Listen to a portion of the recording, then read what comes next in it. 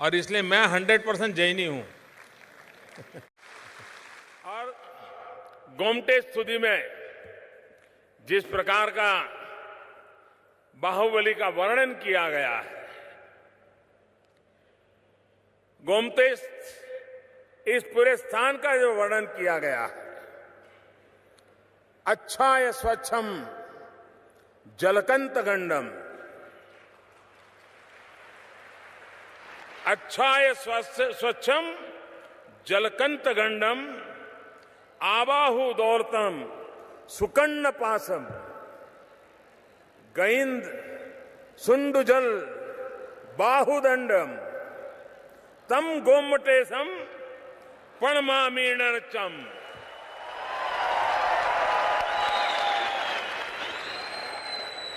और इसका मतलब होता है जिनकी देह आकाश के समान निर्मल है,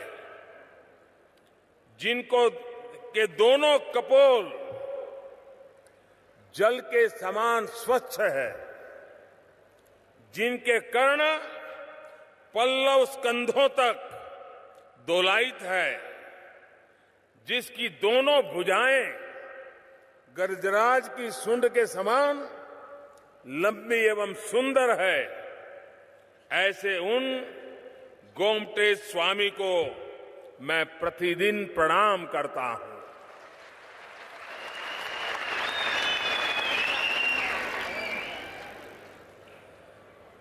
पूज्य स्वामी जी ने मुझ पर जितने आशीर्वाद बरसा सकते हैं बरसाएं। मेरी मां का भी स्मरण किया। मैं उनका बहुत बहुत आभारी हूं इस आशीर्वाद को देने के लिए। आज सब आचार्यगण का, सब मुनिवर्य का, सब माता जी के आशीर्वाद प्राप्त करने का, पूज्य स्वामी जी के आशीर्वाद प्राप्त करने का अवसर मिला। मैं अपने आप को सौभाग्यशाली समझता हूं। मैं फिर एक बार इस पवित्र अवसर पर आकर के अपने आप को धन्य अनुभव कर रहा हूं। बहुत बहुत धन्यवाद।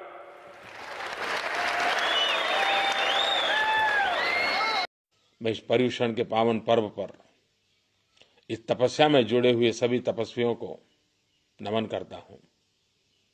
आप सब शाता में होंगे, स्वस्थ होंगे, ये मुझे पूरा विश्वास है, क्योंकि जो परमात्मा में लीन हैं उन्हें परमात्मा की कृपा भी रहती है। आपका ये प्रयास, आपकी ये तपस्या, आपका ये त्याग, आपका ये यज्ञ पश्चिम के जीवन को भी सात्विकता के रंग से रंग देगा। इससे पूरे विश्वास के साथ आप सबको फिर से एक बार मिच्छामि दुक्कडम, जय जिनेन्द्र।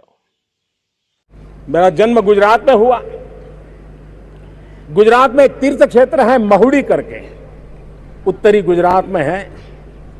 जैन समुदाय के लोग वहां जाते आते रहते हैं। आज से करीब 100 साल पहले वहां एक जैन मुनि हुई है। अब वो किसान के घर में पैदा हुए थे, किसान थे, खेत में काम करते थे, लेकिन जैन परंपरा के साथ जुड़ करके वे दीक्षित हुए, जैन मुनि बने। करीब 100 साल पहले वो लिख करके गए हैं। उन्होंने लिखा है, बुद्धि सागर जी महाराज ने, उन्होंने लिखा है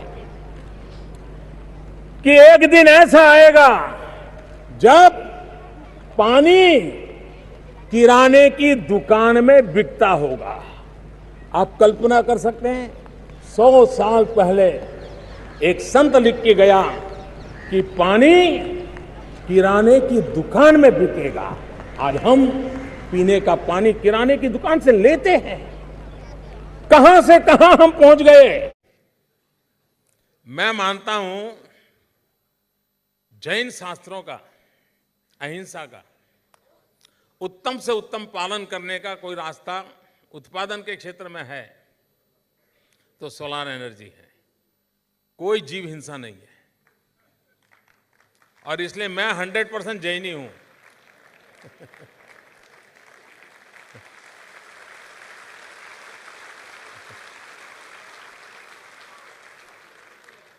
तो सदियों से ये अयोध्या नगरी जैन धर्म की आस्था का भी केंद्र रहा है।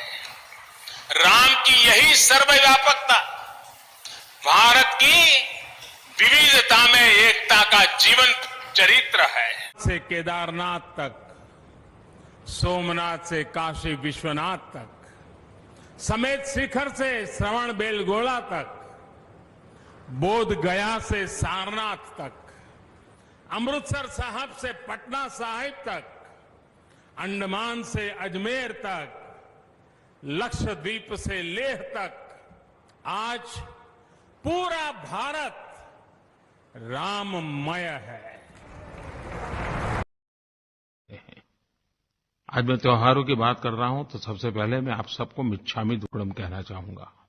जैन समाज में कल संवत्सरी का पर्व मनाया गया।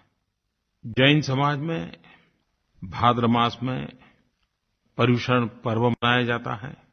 पर्युषण पर्व के आखिरी दिन संवत्सरी का दिन होता है। ये सचमुच में अपने आप में एक अद्भुत परंपरा है। संवत्सरी का पर्व क्षमा, अहिंसा और मैत्री का प्रतीक है। इसे एक प्रकार से क्षमा वाणी पर्व भी कहा जाता है। और इस दिन एक दूसरे को मिच्छामी दुक्कड़म कहने की परंपरा है। वैसे भी हमारे शास्त्रों में क्षमा वीरस्य भूषणम, यानी क्षमा वीरों का भूषण है। क्षमा करने वाला वीर होता है। ये चर्चा तो हम सुनते ही आए हैं। और महात्मा गांधी तो हमेशा कहते थे, क्षमा करना तो ताकतवर व्यक्ति की विशेषता होती है। शेक्सपियर ने अपने नाटक द मर्चेंट ऑफ वेनिस में क्षमा भाव के महत्व को बताते हुए लिखा था, mercy is twice blessed, it blessed him that gives and him that takes. अर्थात क्षमा करने वाला और जिसे क्षमा किया गया, दोनों को भगवान का आशीर्वाद प्राप्त होता है।